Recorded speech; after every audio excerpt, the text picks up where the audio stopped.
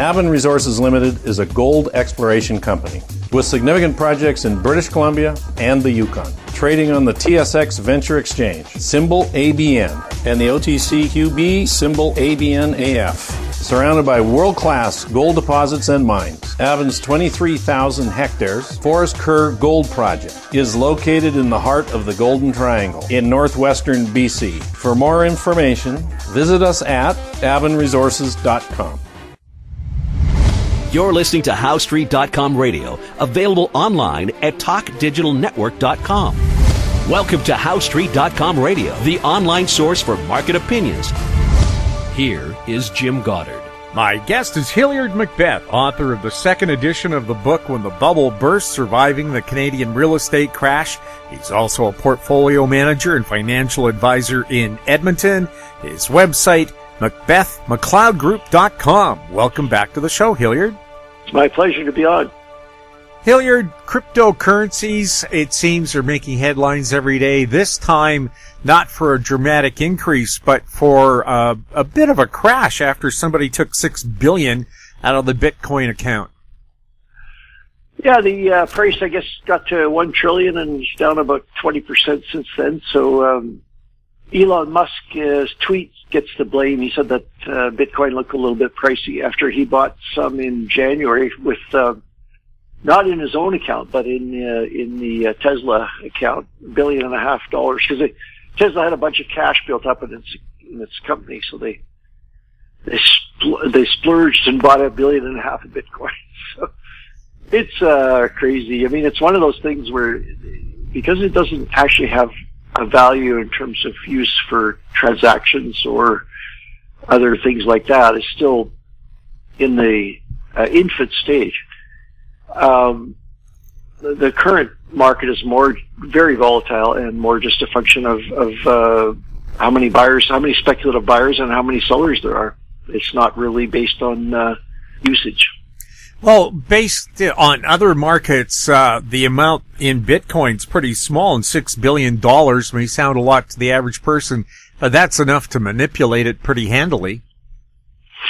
Yeah, it's hard to say because there's no central exchange for the shares, the ownership of Bitcoin. It's transacted in really odd ways, and every once in a while, one of these people that transact Bitcoin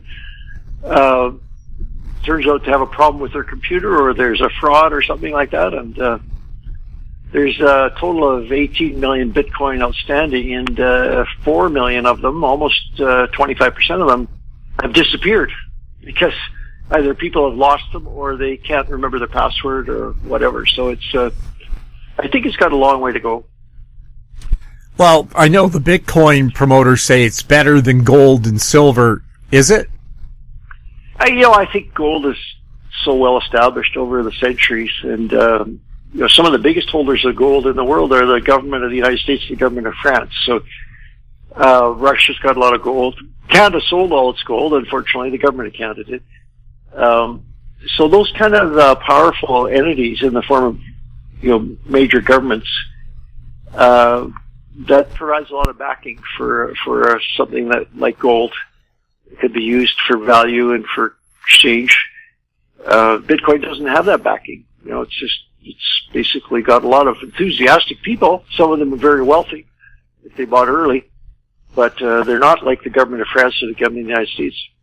Well, I remember the outrage when the Harper government decided Canada still held some very valuable gold coins, but he melted them down for cash instead of selling the coins as collector items and lost millions in the deal.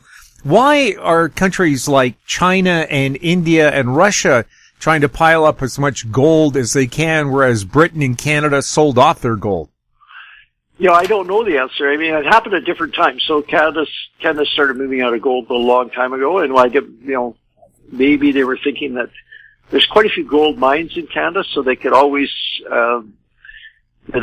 slap a royalty on the gold mines and get some more gold that way. But China's current action is recent, and it's probably because they're sitting with a whole bunch of U.S. dollars in their account in New York City, and they're nervous about the value of the U.S. dollar, so they wanted to transfer it into something different. to diversify it, and that's probably why they're buying gold. Maybe they've even bought Bitcoin. You know, the largest volume of Bitcoin miners is in China. So there's something like I haven't verified this, but I've read that something like 10% of all the electricity generated in China is used to mine Bitcoin. So it's you know, I don't know. I seem to recall that last April the Chinese government officially banned Bitcoin because of its sucking up of electricity, but that hasn't stopped people there from holding it. You know, the saying in China is, I remember hearing this years ago, and I love it. It's the mountains are high and the emperor lives far away. So the rules that Beijing puts out aren't always followed in China. They try to control things, but they don't always succeed. People have this image of China as being the Communist Central Party, controlling every little thing, and they do have a lot of information about what people are doing in China, more than we're used to here in North America. But there's still lots of people that get around the rules, and I guess they're taking a big chance, but they still manage to get around the regulations. The Chinese banking system, any word on how that's doing right now? Well, it's the biggest. It's the biggest in the world by far. If you look at the top 10 banks in the world, like 5 or 6 of them are in China. They have the most assets, and of course, to bank assets are loans. So they own the largest amount of loans. So if there's a financial crisis related to debt, which is entirely possible, some would say even likely, then the Chinese banks will be right in the middle of it. And now, of course, the government of China is very closely tied to the Chinese banks. They own the majority of shares in all the big Chinese banks. And so they would definitely be involved in helping them get through any crisis. But there's a tremendous amount of debt. It's a little bit different in China in that in Canada, you've got the government debt, the provincial government debt, and you've got household debt and corporate debt. It's very clear, the distinctions. And the households and corporations can go bankrupt, and provinces and the federal government usually cannot go bankrupt. But in China, the relationships are very blurred. So a big corporation or a big bank in China, you know, technically, I guess it could go bankrupt, but would it really ever go bankrupt? Probably not, because it's so tied to the government. And they have all that gold to back it up. Yeah, that's right. And maybe Bitcoin, too. Yeah. They could seize all that Bitcoin that all those people are mining. What's to stop them from doing that? Now, Bitcoin, $6 billion loss in their assets yesterday. Who got blamed for it? Well, Elon Musk tweeted that he thought, after having bought in January on behalf of Tesla, he, a few days ago tweeted that Bitcoin looked a little expensive to him. So I don't know why he does this. I admire the guy immensely, and he's a wonderful engineer. He's obviously a genius when it comes to engineering. But I wish he would stay out of the financial markets and making comments, because it just gets him into trouble. And I don't know if this one will get him into trouble, but certainly he creates problems for himself quite often. We'll have more with Hilliard MacBeth right after this. Engineer Gold Mines is focused on the exploration and development of the historic high-grade Engineer Gold Mine situated 32 kilometers southwest of Atlan, British Columbia. Engineer Gold Mines is fully permitted for surface and underground exploration, with the drill program now underway.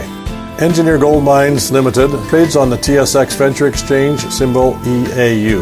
For more information, please visit us at engineergoldmines.com. Welcome back. We're speaking with Hilliard MacBeth. Elon Musk, of course, known for his Tesla cars. What's going on with Tesla? Well, Tesla is going through a bit of a transition right now. The initial model, the Model S, which was for a long time the only model, and then the Model X, the big one, those are both expensive models. Along came the Model 3 and the Model Y, and everybody was buying those. So the one I bought was the Model S earlier, before the Model 3 and the Model Y existed.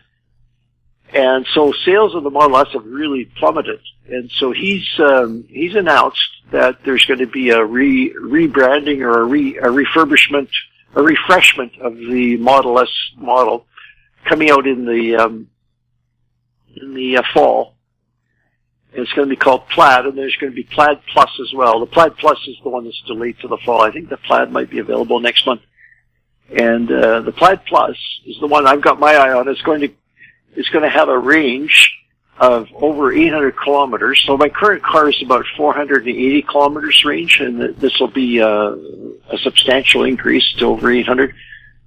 And the speed, if you pay the extra for the Plaid Plus, is going to go 0 to 60 in 1.9 seconds. So currently the one I have now, called Ludicrous, it's 2.5 seconds. So it's an increase of 25% faster, I guess you could say, which it seems crazy because it's already crazy to experience 2.5 seconds. So I can hardly wait to experience 1.9 seconds. So you're going to get a Plaid? I'm thinking about it. Yeah, you can put your order in. So I put an order in, and you have to put down a down payment. I think it was $2,500 US, and then you can cancel at any time. So I just wanted to get the order in there, and then I'll think about it. But there's almost no options. There's the wheels and the color, and they only had 4 colors. And really, I don't think there were any other options. Oh yeah, fully self-driving. You could pay for fully self-driving, where your car would be able to drive itself around. And so, foolishly, I paid for that. He keeps promising that there's going to be fully self-driving, but it never seems to quite arrive. Like Lucy on the football, right? Oh, well, at 1.9 seconds to 60 miles an hour or 100 clicks, you're going to have to get a hands device to protect your neck and head. Yeah, well, you definitely feel it when even at 2.5. Obviously, nobody's ever experienced 1.9 that I'm aware of, but 2.5 is definitely noticeable. Everybody that I do it with is always shocked, even though I tell them, get ready, and then you do it, and it's a shock. And even to me, who's done it, dozens of times, obviously, it's still a shock every time I do it. So I can't even imagine what 1.9. So 2.5 is 1.1 G-forces, and I read that 1.9 is 1.4 G-forces. So it's like almost a 30% increase. So we'll see what that feels like. Well, that's like a Hornet coming off an aircraft carrier. I got to look that up to see what the G-force. I mean, of course, that is different. That might be more G-forces because they have a external catapult with an explosion, right? They have a steam catapult. Yeah, a steam catapult. So you could increase the torque on that quite a bit. But this one here, 1.9 seconds, will be self-propelled the whole way. So, and coming off the aircraft carrier, that's also computerized. They have handholds for the pilots to keep their hands off the controls, because if something goes wrong at that kind of speed, a human can't react fast enough. No, there's not much you can do if you. I guess you could punch out, like they have the ejection seat. That's about all you could do. Does the Plaid come with an ejection seat? Well, you're so close to on the jet, the fighter jet. You're so close to the water that with the I don't know. You wouldn't be able to decide quickly enough what to do. You'd have to let the computer decide, I'm sure. Yeah. We'll have more with Hilliard MacBeth right after this. Media recognition from Bloomberg, Reuters, recycling trade publications, patented process for 100% recovery of critical metals, including cobalt, lithium, nickel, manganese, aluminum. American Manganese is focused on recycling lithium-ion batteries for electric vehicles. American Manganese trades on the TSX Venture, AMY, the US, AMYZF, and Frankfurt 2AM. For more information, visit AmericanManganeseInc.com or phone me, Larry Ray, at 778-574-4444. Don't miss out. Stay informed. Receive the HowStreet.com weekly recap with thought-provoking podcasts, radio, and articles delivered to your inbox. Sign up for the HowStreet.com weekly recap on our homepage at HowStreet.com. Welcome back. We're speaking with Hilliard MacBeth. Hilliard, China's been talking tough about rare earths, pointing out the U.S. puts 412 kilograms of rare earths into its F-35 stealth fighter. They'd like to choke that supply. Is this an effort to put pressure on the U.S. or just pressure on the rare earths market? Well, the rare earths, so a couple things to know about rare earths is actually, unfortunately, the name is misleading. They're not actually rare, but they are, that what happened was they were produced in the U.S. years ago, and then the Chinese came along with these rare earths that were cheaper, and the U.S. decided to stop mining it, so they closed down their mine, and so now they're dependent on China for these supply. Now it's a fairly easy fix because they could start getting another source, but at the moment they're the sole source. The bigger issue with China would be if they started to make trouble for, let's say, Joe Biden's green energy deal, the new energy deal goes ahead. If you can get it through Congress and they decide to really make a lot of electric cars, the components to go into the battery and the battery itself. There's a lot of battery factories in the world under construction, but only 3 or 4 of them are in the U.S. There's one, Tesla one in Texas. There's one in Michigan, and a third one, both by Korean companies, and that's it.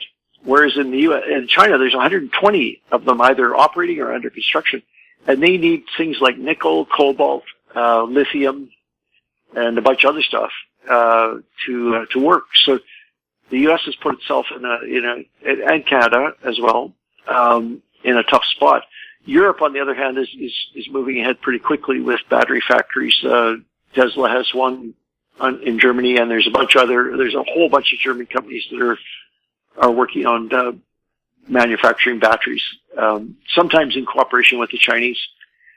So the U.S. is, it's not clear that the U.S. is going to win this battle with China. It could very well be that China wins for a while. They're way ahead on a lot of things like electric cars, electric batteries, and the only on the other side, the only thing that the U.S. has, of course, is Elon Musk, which is a very big plus for the U.S. But other than that, it's all in the hands of the Chinese.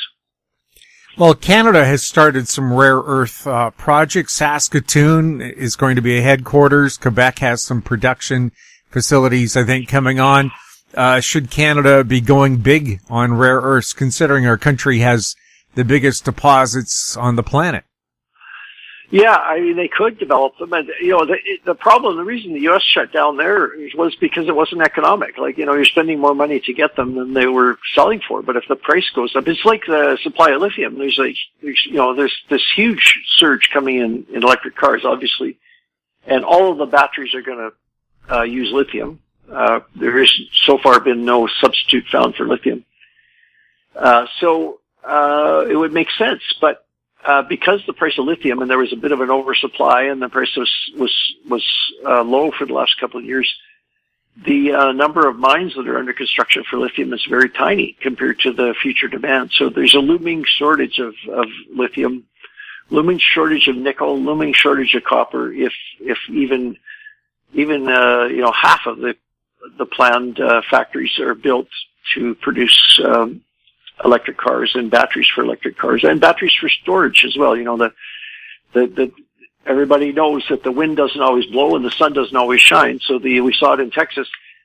So the solution is to have battery, big storage, which, not like a car battery, but a much bigger battery that could store energy for a day or two. I think Norway has come up with a kind of a storage solution for energy. During the day, they use solar power to pump water up a mountain to a reservoir, and then at night they open the reservoir and generate hydropower. Yes, of course, Norway has a tremendous amount of hydropower, and pumped hydro is the number one source of storage in the world. It's quite common. It's been around for a long time, and it's really excellent because there's very little energy loss between storing the energy and then bringing it back online. But a lot of countries don't have enough opportunities for pumped hydro. There just aren't enough elevation changes. Like Florida doesn't have any opportunity for pumped hydro. So the whole sections of the continent just don't have enough. So So there's going to have to be better storage. All kinds of people are working on storage devices. And if you can come up with a storage device, that would be the fastest route to becoming a billionaire, I would think, because there's with a number of solar and wind, installations currently under construction, there's going to be a really big need for storage. Whatever happened to the hand-powered flashlight a 15-year-old girl in Vancouver developed, where she said that you can generate electricity as long as you have a difference in heat? Yeah. Whatever happened to it? Yeah. There's so many things that I'm doing a lot of research into that now to see. There's so many things. One of the things that people talk about a lot is hydrogen and ammonia. So you lose quite a bit of energy on the various conversions into ammonia and then back into electricity. But if there's a surplus of something, say for instance solar power, then the losses are not that important. So you could convert, and ammonia can be stored for months, for a long time. So that's one possibility. But the rules are saying that it has to be green hydrogen and green ammonia, which rules out natural gas, which would be the big source right now for hydrogen and ammonia. So it has to be changed so that it's a clean source, which is going to be more challenging. But that's another way to store energy, would be in the form of unfortunately gasoline, which I guess is on its way out. But it's the best storage of energy that there is. It's a very, very efficient way to store energy. That's why it took over.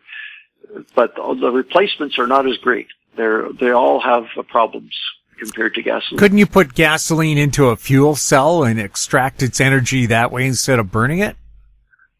I don't know. That's a good question. I don't know the answer to that. I know Vancouver has Ballard Power, which knows all about fuel cells, so that would be a good question to put to them. There's just so much happening. It's actually impossible to keep up with the number of projects that are going on.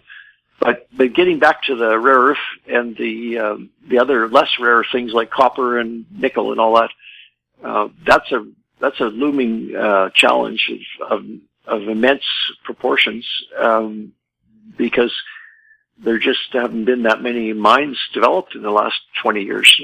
But most nickel, for example, goes into stainless steel. That's what it's used for. This battery thing is a tiny fraction of the amount of nickel so far, but it's going to, 10 years from now, the nickel that goes into batteries is going to be way bigger than the nickel that goes into stainless steel. Doesn't Canada have a lot of nickel and copper? Yes. Sudbury was an international nickel company, was the biggest in the world. At one time, it was one of the 30 Dow stocks in the Dow 30, believe it or not, before they decided that it had to be Canadian, or it couldn't be a foreign company, it had to be a U.S. company. But then Vale of Brazil bought nickel, and there was Falconbridge of Sudbury. There was a whole bunch of other companies that almost all of them have been bought by foreign owners. But it doesn't mean that the nickel isn't still produced here. It's just that somebody else owns the company that does it. Does Canada sit on a gold mine's worth of lithium from disused oil deposits? Don't they have a lot of lithium in them? The lithium problem is not a lack of availability. There's two big sources: spodumene, which I'm not sure, I haven't quite figured out yet what that is, and the brine. And there's lots of potential. For instance, in California, the Salton Sea, there's a project proposal to get lithium out of the. Essentially, it's a salt, right? So I don't think that's going to be a huge moneymaker for people, unless the price of lithium goes much, much higher. Graphite's another key material needed for electric vehicle batteries. Is China again a big holder in that? China is the only source of graphite for, so the graphite goes into the anode. There's a cathode, which is nickel, cobalt. There's a bunch of different options, and lithium, of course. And the anode, the other terminal, is almost always graphite. And it's almost all comes from China. So it's, we've kind of, if you see China as the big bad, scary, actor on the block, then we kind of dropped the ball here in terms of getting control of this. So we have to, now they're talking about, using graphite, and then you're talking about using silicone. Silicone graphite is the new thing for anodes. And of course silica is basically sand. So I think it'll all be resolved, but it's going to take a tremendous amount of money and a tremendous amount of effort. And they're talking something like $50 trillion of investment in total for everything that we've talked about. So it's going to be the biggest project for the next 10, 15, 20 years. And there's lots of risk involved, Somebody could come out with a battery tomorrow that doesn't need nickel or it doesn't need lithium. And, I don't think it's going to happen, but it's possible. But in fact, one of the researchers in batteries, actually a guy in Dalhousie, I think his name is Dan, D-A-H-N, and he's working on new technology for batteries right now, but he hasn't talked about any major breakthrough. Tesla's very closely involved with him. Hilliard, what's going on with our usual fossil energy right now? Any breakthroughs there in marketing or finding new areas for it to be used if electric cars take over? Well, the Canadian energy business is kind of holding its breath right now because Prime Minister Trudeau and President Biden are having a Zoom meeting. I guess they don't use Zoom probably, but a meeting, online meeting, and I guess to talk about energy. Now, of course, Alberta has the benefit of being able to sell almost 4 million barrels a day to the U.S. No other country even comes close to selling 1 million barrels a day to the U.S., so we're by far the biggest exporter to the U.S.